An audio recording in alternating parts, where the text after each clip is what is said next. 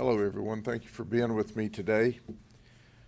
We're going to go over this entire event and then bring you up to speed with what we know now that certainly we didn't have the details of the other night. First and foremost, I want to introduce you to two heroes. This is Lieutenant Chad Anderson and Deputy Craig Smith. They both went to back up Deputy Conover, and this occurred on Saturday morning about 12:22 in the Hunt Fountain Park on Duff Road in North Lakeland. Deputy Conover was working the area because we had some burglaries in the area.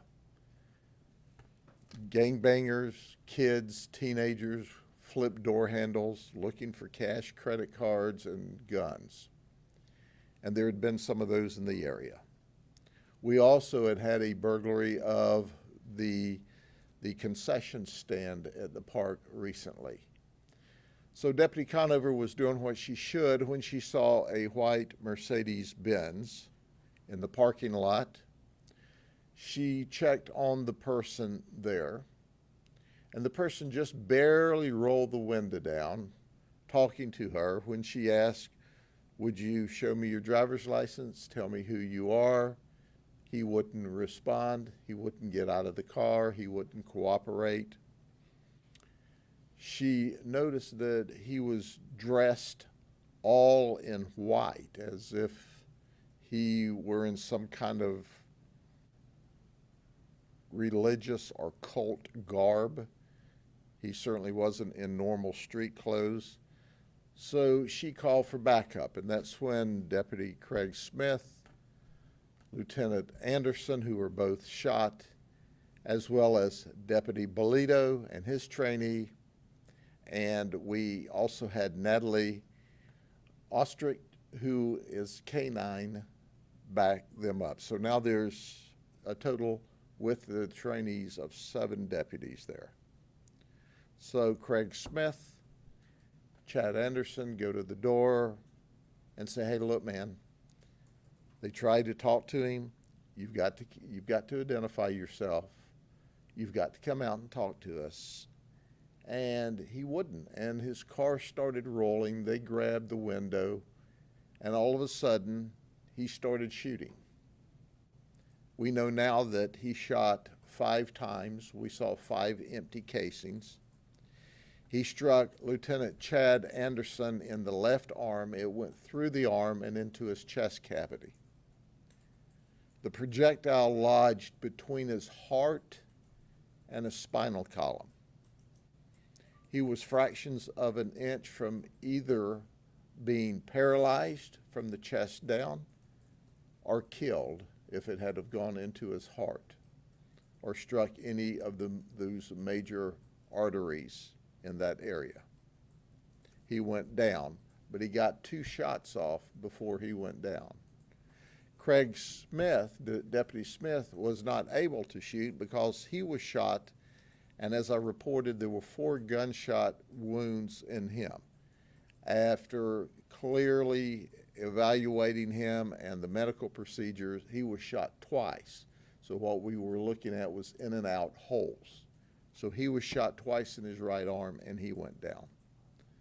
Deputy Bolito and our K-9 deputy Ostrich returned shots. There was a gunfight. There were 38 shots fired. We hit the suspect 8 times, and he was immediately deceased.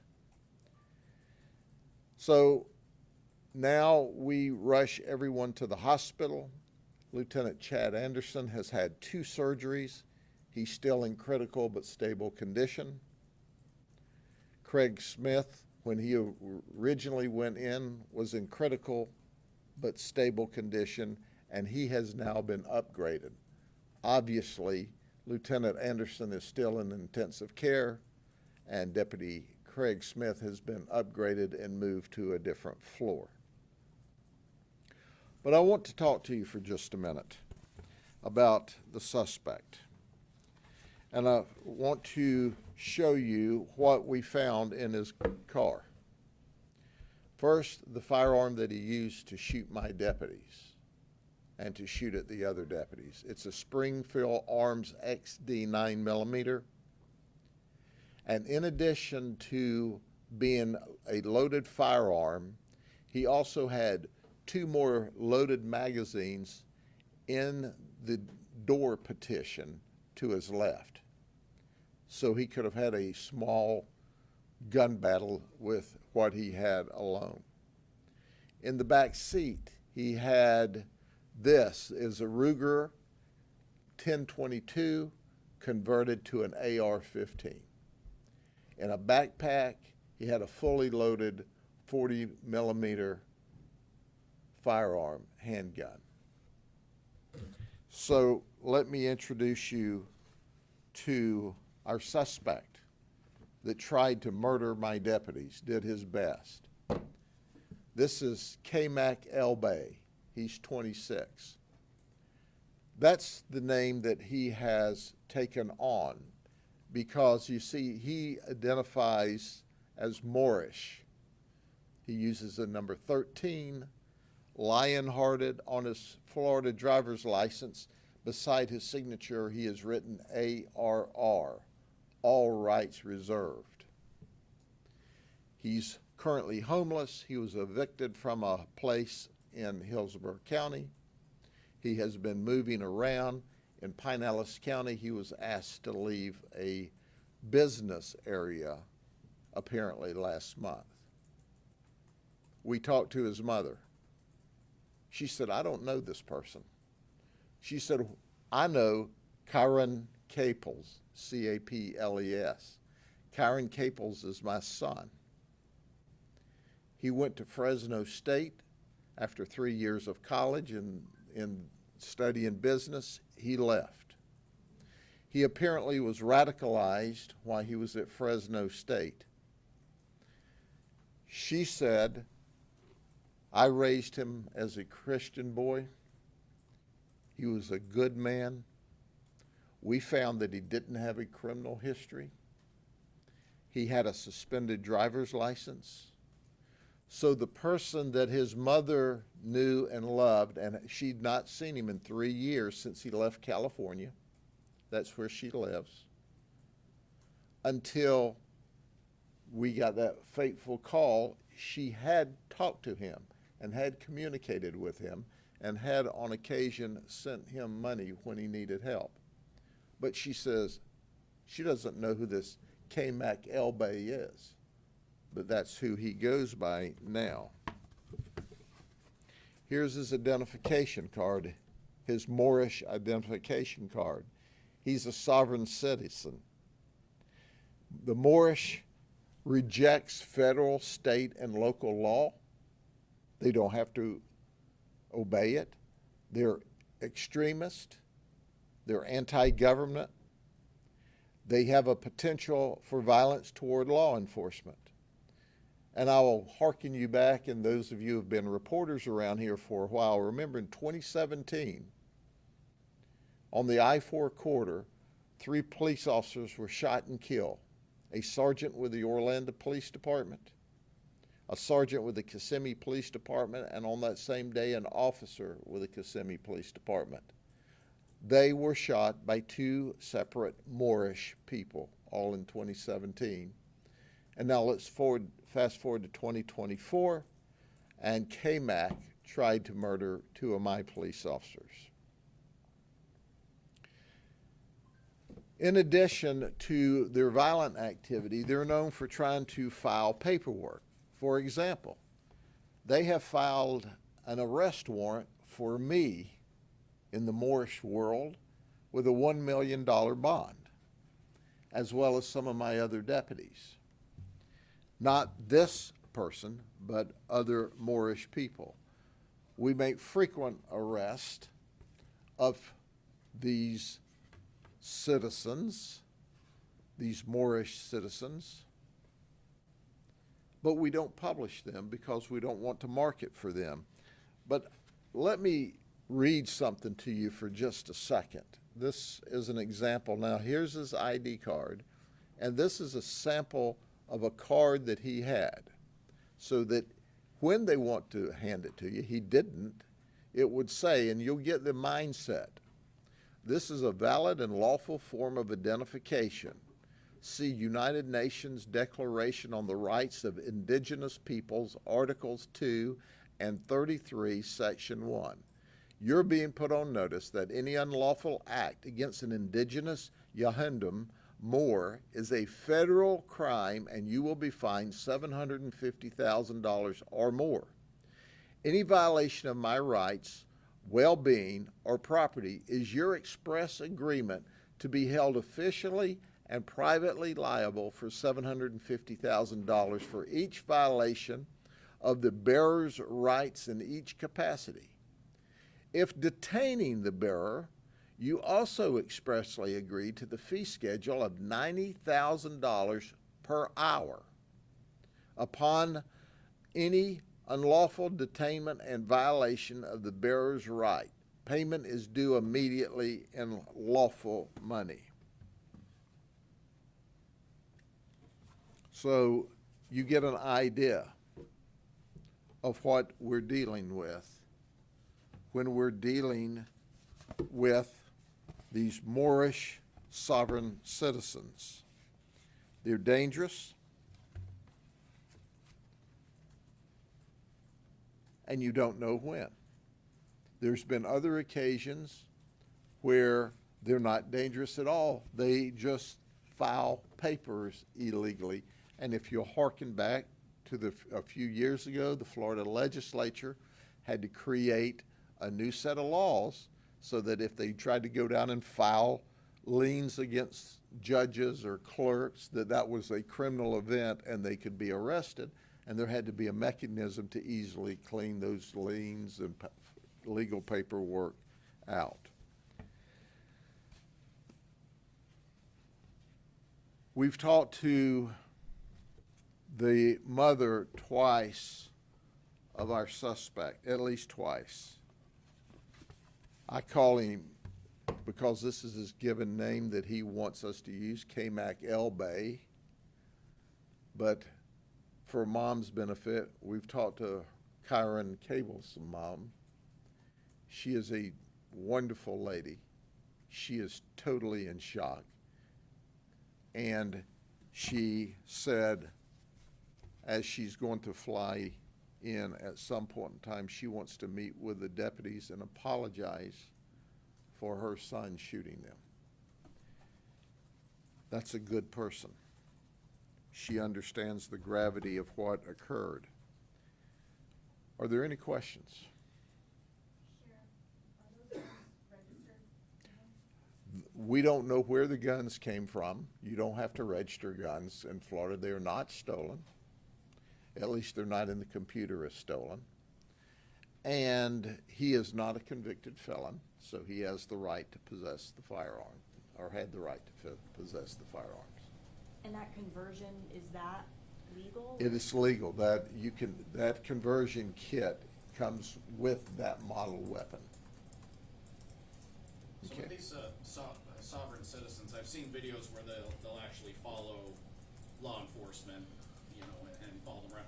Is this guy known for following law enforcement? Do you feel like he actually targeted these particular deputies? We see nothing at all. And here's the most senseless part of this. Well, when you look through this Moorish rhetoric, that's pretty senseless. But he was in a park that was closed. Had he simply identified himself when we found he had a suspended license, he couldn't have driven off. We didn't have to bring any criminal charges against him.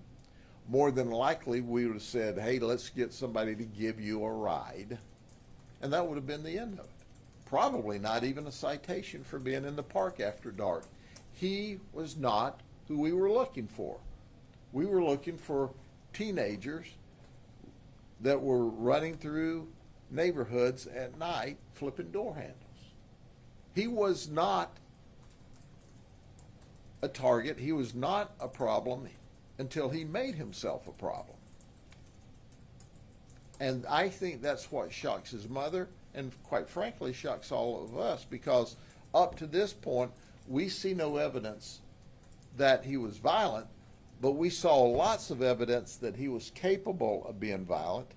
And we also know that his radicalization has increased over the last 3 years based on his conduct, his ID card showing that he's a Moorish person. So why he decided to murder, we don't know, but we know that's not unusual when you look at the history just here on the I-4 corridor. And if you search up, you'll see that these folks that are Moorish and some of these other citizens, as they call themselves, have been violent toward law enforcement. Sheriff, I know, as you said, you don't want to publicize for sovereign citizens, but can you give us a better idea of how prevalent of an issue this is for your agency? Well, there are sovereign citizens in every county, in every state in this nation. Now, how many? We don't know. We run into them periodically, and usually it's on a traffic stop because they don't have a tag on their car. So you stop them to say, where's the tag on your car? They roll the window down about this far. And we say, wait, may we see your driver's license? I'm not showing you anything. And then they give you a quote like, I am not subservient to the laws of the United States or the state of Florida. You have no right to stop me and interfere with me. I'm a free man or a free woman. And they go into all this nonsense. And we thought it was one more of those. And then we very nicely, very professionally say, sir, ma'am, if you don't open the door, if you don't show us your driver's license, if you don't explain why you don't have a tag, we have to arrest you. I am not subject to the laws of the United States. And at that point in time, we say, ma'am, sir, please, if you don't get out of the car, we've got to take you out of the car. I am not subject to obey any direction by any law enforcement officer. And at that point, we take a punch and we break the window out. We open the car door. We take them out. We put them in handcuffs and take them to jail. And that's what we were doing that night after he resisted us. He had time to think about it, why backup was coming. We didn't rush him. We didn't push him. We talked to him. We tried to communicate with him. He wasn't having it. He was Moorish. He was a sovereign citizen. He didn't have to adhere to the laws of the state of Florida or the United States. And then he shot my deputies, and then we killed him, graveyard dead. He had to know that was coming. There was a legion of deputies around him trying to get him to cooperate. He chose for us to shoot him. He made that decision, and we obliged him. And what we have now is we have 2 deputies that are significantly injured, critically injured, and their recovery will be months and months and months. And it's by the grace of God that they're alive. Fractions of an inch, and they would be dead. Anything else? Before I go, we've gotten several phone calls. polksheriff.org/donate. We've had people saying, we want to help. We know that, look, we're going to give them the best medical care. There's obviously their salaries are intact, everything's solid, but there's a lot of incidental costs that go along whenever someone gets killed, and we have people asking us, if you want to donate, we'll certainly split whatever donations in half. I had one man call me this morning and said, I'm sending you a check for $7,000. How do I do it? But there's a lot of costs because parents, wives can't go to work, and all kinds of issues. So if you want to donate, this is how you do it, to our charity, and then we'll in turn make sure they get the money. All right, God bless y'all. See you later. Yes, sir. Keep them in your prayers, our deputies in your prayers, and also keep the dead suspects' family in your prayers, because they're obviously distraught and have no idea that their son was capable of such conduct. Okay? Thank you.